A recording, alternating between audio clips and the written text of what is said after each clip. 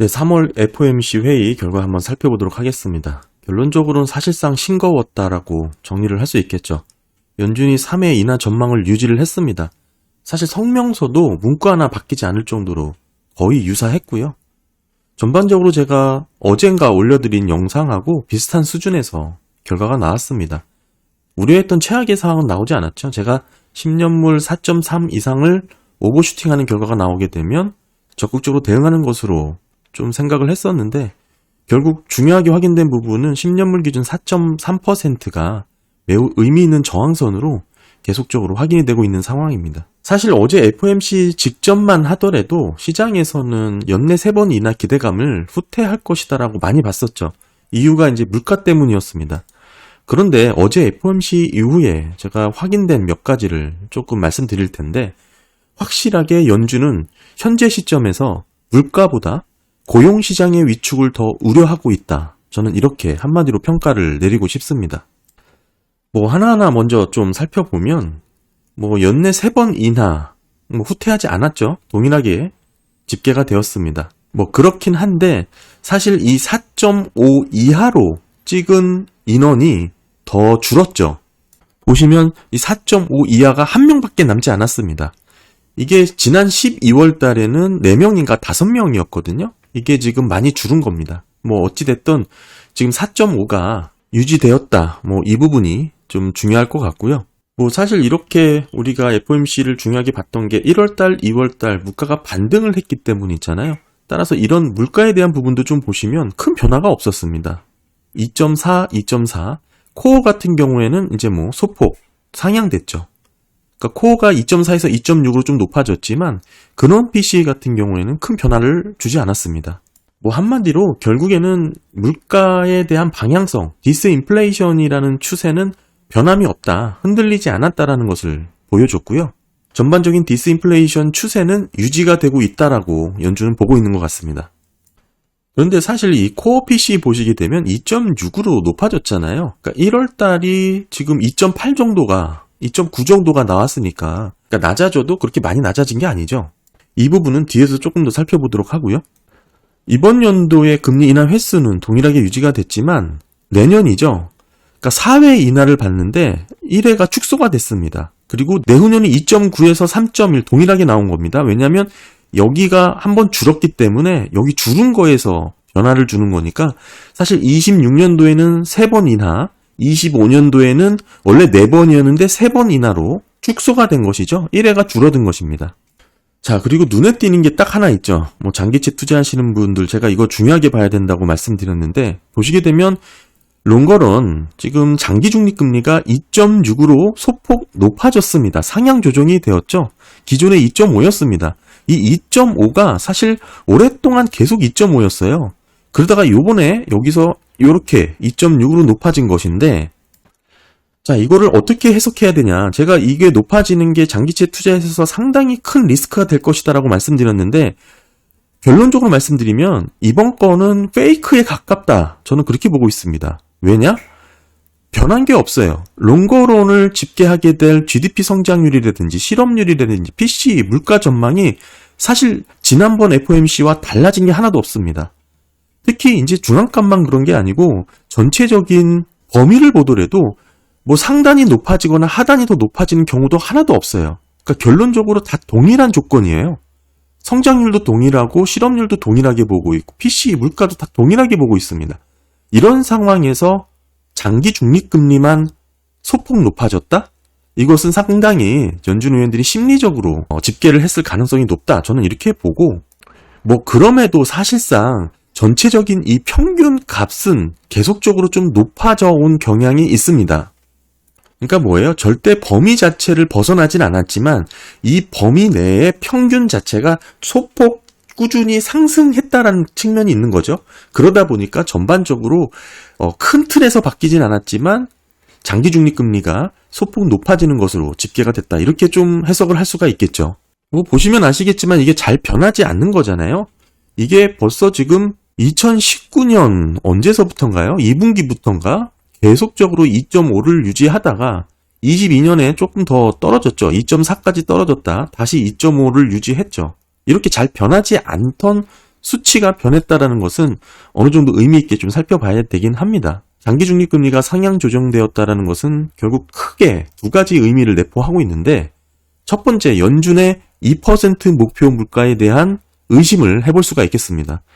매번 연준은 목표 물가에 대해서 2%다라고 말은 하지만 이게 실제 물가가 그 이하로 떨어지지 않을 것 같다라는 일부 의원들의 심리적 변화가 감지됐다, 이렇게 해석을 할 수가 있는 거죠. 다시 한번 말씀드리지만 전체 범위는 달라진 게 없지만 이 범위 내에서 평균이 소폭 높아졌다라고 해석을 할 수가 있는 부분입니다. 따라서 연준 의원들도 지금 현재 높은 금리를 오랫동안 유지해 온 상황에서 이 정도 상황인데도 경기 위축 정도가 생각보다 약하다라고 생각을 하게 되는 것이죠. 그렇게 되면 전체적인 의식 정도가 소폭 변할 수 있는데 그런 결과가 조금 반영이 됐다, 이렇게 볼 수가 있습니다. 그럼에도 아직은 어느 정도 심리적인 부분에서 우리가 이 부분을 해석할 수 있다라고 제가 말씀을 드린 이유는 장기 전망과 물가 전망이 기존과 동일하게 유지가 됐다라는 측면, 이게 일단은 첫 번째가 크고요. 사실 이게 상향 조정이 된 게 의미 있게 해석이 되려면 결국 장기 전망에 대한 절대값이 달라졌어야 됩니다. 장기 성장 전망이라든지 실업률이라든지 물가 전망이 의미 있게 달라져야 결국 중립금리의 변화를 제대로 해석할 수 있는데 아직은 그 강도가 미비하다, 이렇게 좀 볼 수가 있겠죠.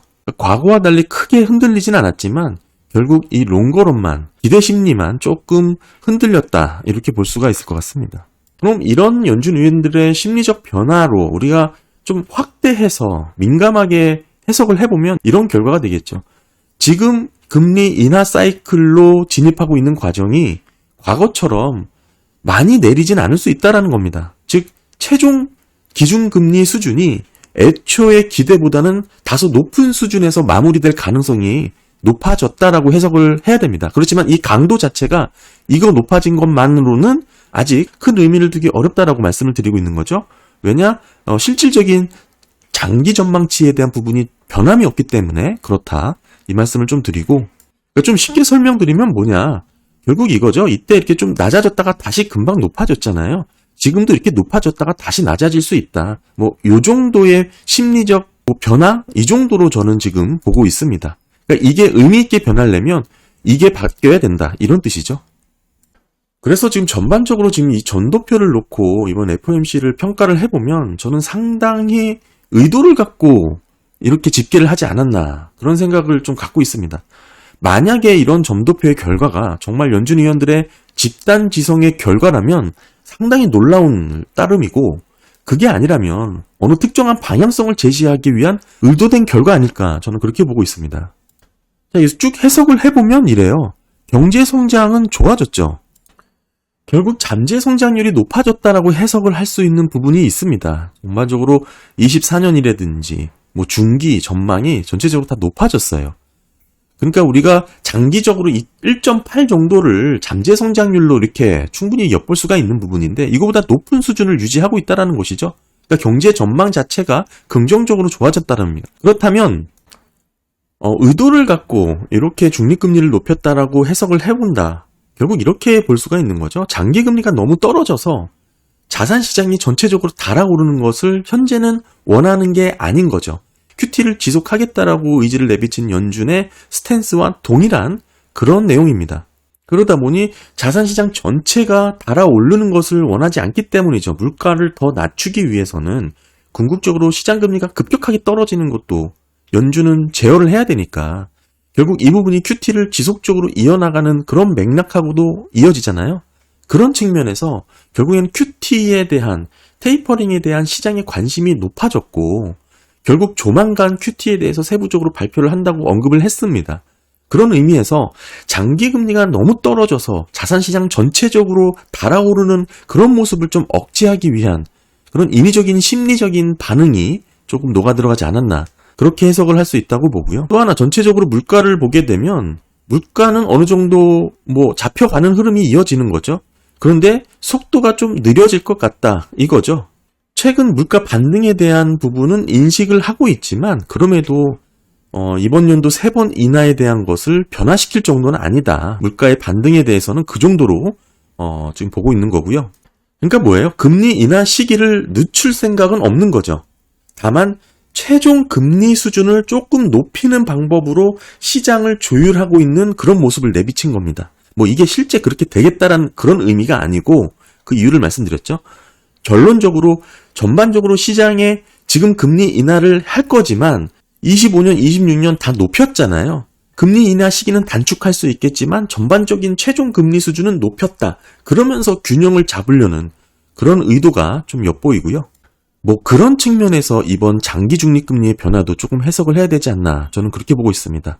아직은 글쎄요, 뭐 장기 전망 자체가 달라진 게 아니기 때문에 평균값이 조금 높아졌다 뭐 이렇게 볼 수는 있겠죠. 근데 그 정도 가지고는 이런 구간이라고 해석을 할 여지가 있기 때문에 이게 높아져서 다음번까지 계속 유지가 될지 이런 부분도 조금 더 체크를 해봐야 될 것으로 보여지고요. 그러니까 결론적으로 뭐예요? 이거죠. 연준은 일단 금리를 내리자 이번 연도. 그리고 물가는 다음에 생각하자 이겁니다. 그래서 결론적으로 어제 시장금리의 변화가 사실상 없었던 거죠. 보시면 미국의 성장률이 크게 상향 조정이 됐어요. 1.4에서 2.1로 크게 상향 조정이 됐는데 왜 이렇게 서둘러서 금리를 인하하려고 하는 모습이 엿보이는가? 뭐 이 부분을 해석하는 게 사실 이번 FOMC의 매우 중요한 포인트라고 생각합니다. 연준은 이렇게 성장률이 높아진 원인을 이민자에서 꼽았어요. 그러니까 이민자의 증가 부분이 맞물리면서 결국 미국의 성장이 상향 조정될 수밖에 없었다라고 보는 건데 이 이민자의 증가는 말씀드리지만 양면성이 있습니다. 결국 인구가 늘어난다는 측면에서 경제 성장률을 끌어올릴 수 있는 측면이 있죠. 이걸 긍정적으로만 해석하게 된다면 미국의 전체 잠재 성장률이 높아졌다라고 해석할 수가 있습니다. 그래서 이렇게 중기 전망이 성장률이 다 높아진 거예요. 심지어 장기 롱건까지 결국 타겟 레이트이 높아지는 결국 롱거런 중립금리가 높아진 게 물가를 2%로 보고 있기 때문에 중립금리, 실질 중립금리가 높아졌다라고 봐야 되는 거잖아요. 그렇기 때문에 결국 인구의 증가, 이민자의 증가가 잠재 성장률을 높였다라고 해석을 하고 있는 거예요. 그러면서도 물가는 안정적으로 전망을 하고 있는 거죠. 이게 지금 그럴 수밖에 없는 게 기존의 인구가 늘면, 기존의 이민자가 늘면서 일자리를 대체한 게 서비스 업종이라든지 저임금 노동자에 집중된 측면이 있잖아요. 이게 부족했었고, 따라서 노동 수요가 보충되면서 공급이 어느 정도 잘 이루어지고 있는 겁니다. 이렇게 되면 임금 인상률의 둔화가 가속되겠죠? 인플레이션 압력을 크게 높이지 않을 수 있다는 얘기를 여기서 지금 하고 있는 거예요. 그래서 지금 이렇게 성장률이 높은데 물가가 이렇게 낮다. 이렇게 보고 있는 거죠. 그런데 이를 전체적으로 지난 12월, 작년 12월과 비교를 해보는 게 의미가 있습니다. 작년 12월 FOMC의 성장률과 기준금리 전망치, 그리고 이번에 달라진 성장률과 기준금리 전망치를 비교해보면 어떤 의미로 해석이 되냐? 미국의 경제 성장은 더 좋아졌습니다. 그런데 금리는 낮췄다. 이게 되는 거죠. 물론 3번 인하는 동일하지만 경제 성장에 대한 전망치를 크게 상향 조정했기 때문에 이를 실질적으로 따져보면 미국의 성장은 더 좋아졌지만 더 높아졌지만 그에 비해 금리는 더 낮게 지금 제시를 하고 있는 거예요. 이상하죠? 왜 이렇게 이상한 결과를 지금 점도표로 유지를 하고 있냐. 그것도 어느 정도 분포도가 좁혀지면서 말이죠. 이 이유는 크게 3가지로 정리를 할 수가 있습니다. 첫 번째, 연준도 잘 모르겠다 이거죠. 좀 헷갈린다 이거예요. 데이터를 조금 더 보고 싶다. 일단은 애매하게 기존 수준에서 크게 바꾸는 거는 부담이 되니 일단은 유지하자. 뭐 이렇게 결정을 내릴 수도 있고요. 두 번째는 미국이 구조적으로 높은 성장이 가능하다라고 판단을 내렸을 수도 있습니다. 이유는 여러 가지가 있죠. 뭐 생산성이 증가한다든지 뭐 여러 가지가 있을 수 있습니다. 아까는 이민자의 증가에 따른 인구 증가로 잠재 성장률이 높아졌다라고 해석을 할 여지도 있다라고 말씀을 드렸잖아요. 한마디로 미국이 구조적으로 높은 성장이 가능하다라고 해석할 여지도 있습니다. 그리고 3번째는 또 뭐가 있냐면 알 수 없는 리스크가 있을 것이다. 공개하기는 어렵지만 알 수 없는 리스크가 상존해 있다라고 해석을 할 수도 있어요. 경제 성장은 좋지만 금리를 내려야 되는 그런 상황인 것이죠. 그런데 여기서 저는 말씀드린 이 3번째 시나리오를 상당히 의미 있게 살펴봐야 된다고 생각합니다. 알 수 없는 리스크죠. 왜냐? 이번 FOMC라든지 연준의 인터뷰 발언에 상당히 의미 있는 표현이 나왔어요. 경제는 강한데 왜 금리를 내리냐? 이거에 대한 해답을 파월이 언급을 한 부분이 있는데 이거죠. 예상치 못한 고용시장의 위축을 우려한다라고 발언을 했습니다. 저는 사실 이번 FOMC를 해석할 수 있는 핵심 문구라고 생각을 하는데요. 지금은 당연히 고용지표가 탄탄하고 좋게 나올 수밖에 없죠. 실업률이 3.9밖에 안 되니까 전망을 이렇게밖에 할 수 없습니다. 그런데 지금 파월이 생각하고 연준이 우려하고 있는 부분은 지금의 고용지표가 아니에요. 지금은 탄탄하고 건강하게 나올 수밖에 없지만 예상 밖으로 급격하게 위축될 가능성을 걱정하고 있는 겁니다. 이게 아까 말씀드린 경제 성장률을 끌어올린 인구의 증가, 이민자의 증가와 맞물리는 거예요. 이민자의 증가는 양면성을 갖고 있습니다. 이게 전반적으로 노동 공급이 되면서 물가를 떨어뜨리는 요인도 되겠지만 고용시장의 급격한 위축과 충격이 생길 수 있는 바탕이 생기는 거예요. 파월이 직접 발언한 문구 중에 가장 의미 있게 해석을 해야 될 부분이라고 생각을 하고 이 문구를 갖고 지금의 점도표를 해석하면 다 이해가 가능합니다. 해고가 급격하게 늘고 실업률이 가파르게 상승한다라는 우려를 지적을 하면서 결국 이런 부분에 있어서 주의 깊게 관찰을 하고 있다라고 언급을 했습니다. 제가 얘기했던 고용의 이제 세부 지표들이 있잖아요. 실질적인 실업률 이전에 먼저 들썩이는 한계 실업자가 증가한다라든지 광의 실업률이 높아지고 있다라든지 이런 부분에 있어서 고용시장이 위축되고 있다라고 평가를 내렸는데 이런 부분에 대해서 상당히 강도 높게 걱정하고 있는 것으로 우리가 볼 수가 있습니다. 그러니까 현재 경제 전망에는 집계가 되지 않는 내용이죠. 이런 부분은. 따라서 연준이 가장 크게 우려하고 있는 부분은 바로 고용시장의 위축입니다. 실업률의 전망하고는 다르죠. 이거는 현재 기준의 실업률을 볼 수가 있는 거고 고용시장의 위축 충격을 대비하기 위해서 결국 억지스럽게 금리 인하를 3번 정도 유지하는 것으로 이렇게 나온 거고요. 사실상 당면한 경제 전망에 대한 수치도 이렇게 휙휙 바뀌기 때문에 1년, 2년, 그리고 장기 사실상 의미가 없습니다. 지금의 전망 자체가 의미가 없어요. 중요한 것은 현재 시점에 연준이 어떻게 미국 경제를 보고 있느냐를 파악하는 게 그게 중요한 것이죠. 지금 실업률이 당장 치솟은 게 아니기 때문에 당연히 전망치가 이렇게밖에 집계가 될 수가 없는 겁니다. 결국 연준이 고용에 대해서 우려를 한다라는 것은 인플레이션은 고용에 비하면 걱정거리가 아니죠. 그러니까 이런 부분에서 이 핵심 키 문구가 이거라고 설명이 되고요. 보게 되면 물가도 잘 잡히고 성장은 좋은데 실업률은 낮은 그런 모습, 골디락스의 모습을 그리고 있지만 이건 이상과 목표에 가까운 것이죠. 실제 경기와 경제는 그렇게 돌아가진 않죠.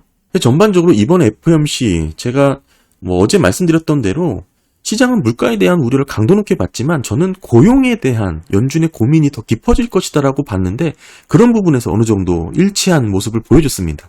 이민자의 증가라는 부분은 양면성을 갖고 있다. 결국 이런 부분이 예상치 못한 고용시장의 충격과 위축으로 이어질 가능성이 높아졌다라고 보게 되는 것이죠. 연준의 시선이 물가에서 고용으로 옮겨갔다라고 봐야 됩니다. 그리고 QT 관련해서는 사실 별 내용이 없었죠. 추후 별도로 발표할 것이라고 언급을 했고 누누이 말씀드렸지만 QT를 테이퍼링 한다는 것은 QT를 더 오래 하고 싶다라는 것이다라고 그 의미를 재차 거듭 강조했습니다. QT에 대한 테이퍼링 기대감이 시장에 또 기름을 붓게 되는 그런 꼴이 될 수가 있기 때문에 그런 부분에서 이런 장기 중기 금리를 좀 터무니없이 아무 의미 없이 심리적으로 조금 높이면서 좀 진정하려는 의도도 이렇게 반영이 되지 않았나 그런 생각을 갖고 있습니다.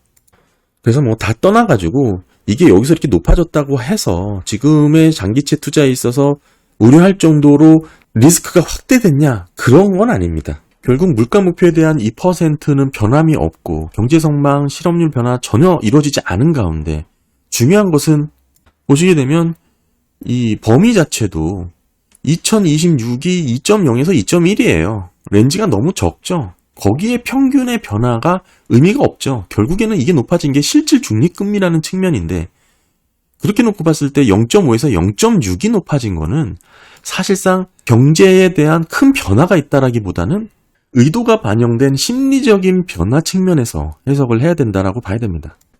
전반적으로 적절하게 균형을 잘 맞췄다라고 볼 수 있지만 궁극적으로는 제 눈에 들어온 부분은 이런 부분이죠.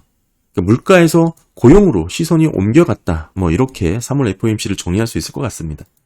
네, 감사합니다.